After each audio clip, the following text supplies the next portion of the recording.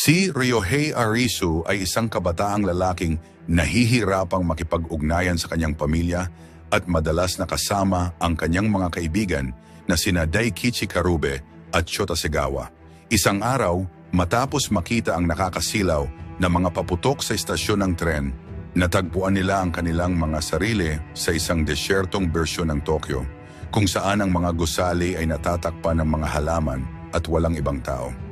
Sa bagong mundong ito, napilitan silang lumahok sa mga mapanganib na laro upang mabuhay. Ang bawat laro ay may kaukulang playing card na nagpapahiwatig ng antas ng kahirapan at uri ng hamon. Ang spades ay pisikal na laro, clubs ay team-based, diamonds ay tungkol sa talino, at hearts ay nakatuon sa tiwala at pagtataksil.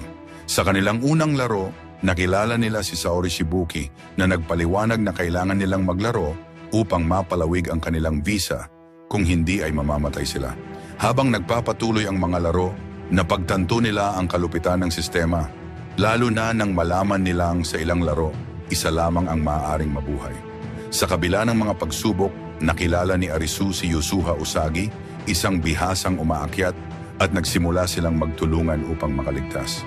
Sa kanilang paghahanap ng mga sagot, natagpuan nila ang beach, isang lugar na pinamumunuan ng Mad Hatter na may layuning kolektahin ang lahat ng mga baraha upang makabalik sa kanilang mundo. Ngunit matapos ang pagkamatay ng Mad Hatter, ang beach ay naging arena para sa isang malupit na laro na nagresulta sa pagkamatay ng maraming kalahok.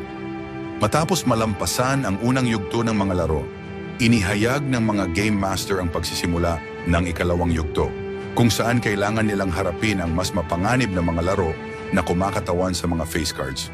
Sa kabila ng mga pagsubok at panganib, patuloy na lumaban sina Arisu at Usagi kasama ang iba pang mga nakaligtas upang matuklasan ang katotohanan sa likod ng Borderland at makahanap ng paraan pabalik sa kanilang mundo. Sa huli, natuklasan nila na ang Borderland ay isang uri ng purgatorio at ang mga laro ay nagsilbing pagsubok sa kanilang kagustuhang mabuhay. Matapos malampasan ang lahat ng hamon, binigyan sila ng pagpipilian na manatili sa Borderland o bumalik sa kanilang orihinal na mundo. Pinili nilang bumalik at nagising sila sa isang Tokyo na tila walang nagbago, ngunit dala ang mga alaala ng kanilang karanasan na nagbigay sa kanila ng bagong pagtingin sa buhay.